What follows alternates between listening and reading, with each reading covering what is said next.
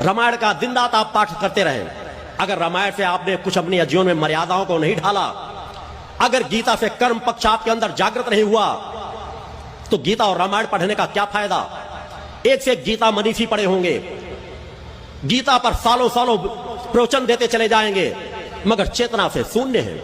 इतना रट करके, इतना रटू तोता बन करके भी अगर उन्होंने कृष्ण के दर्शन भी नहीं प्राप्त किए, तो फिर गीता पढ़ने का क्या लाभ। एक आम समाज के लिए तो माना जा सकता है, मगर जो अपने आप को धर्म प्रमुख कह रहे हो, गीता मनीषी कह रहे हो, उन्होंने अगर अपने प्रभु के चरणों के रजकणों का पान नहीं किया, उनका दर्शन नहीं प्राप्त किया, तो धिक्कार है ऐसे गीता मनीषियों को, धिक्कार है ऐसे रामायणियों को।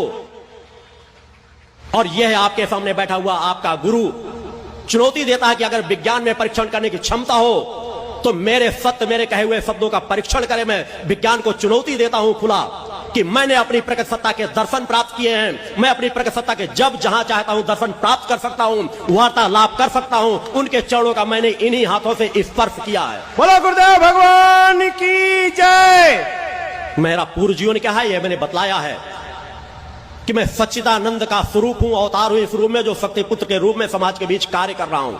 मगर इस जीवन में मैंने साधनाओं का इस जीवन पे ही उपार्जित किया है, और इस जीवन की उपार्जित साधनाओं को ही समाज में उपयोग कर रहा हूं। मैंने इसी शरीर को समाज के बीच तपाया है, हड्डियों के ढांचे में परिवर्तित किया है। मैंने हिमालय और पर्वतों की बात नहीं कहता, अनेकों साधु संत सन्यासियों द्वारा कह दिया जाएगा। मैं समाज के बीच रह करके कहां कहां मैंने साधनाएं की, किस प्रकार से मैं बचपन से जीवन जीता रहा, यह सभी को ज्ञात है। और नहीं जिनको जानकारी ना हो, तो मुझसे जुड़े हुए, मेरे जन्म स्थान से जुड़े हुए शिष्य भी यहां मौजूद मिल जाएंगे। मेरे बड़े भाई, जो बड़े भाई कहलाते थे, वो आज मेरे शिष्य बने हुए हैं, क्योंकि मेरे जीवन की बचपन से यात्रा को उन्होंने देखा है, समझा, जाना है, पहचाना है।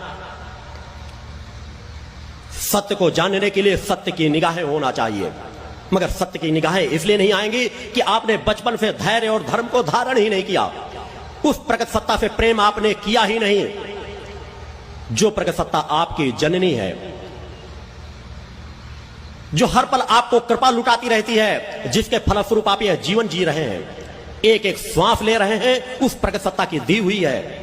आत्मा अजर अमर अविनाशी है, तो इस अजर अमर अविनाशी आत्मा की जननी कौन है, वह पूर्ण शक्ति कौन है, इसको जब तक समाज जानने के लिए लालायित नहीं होगा, उसके अंदर तड़प नहीं पैदा होगी, तब तक वो सतमार्ग में चल नहीं सकेगा।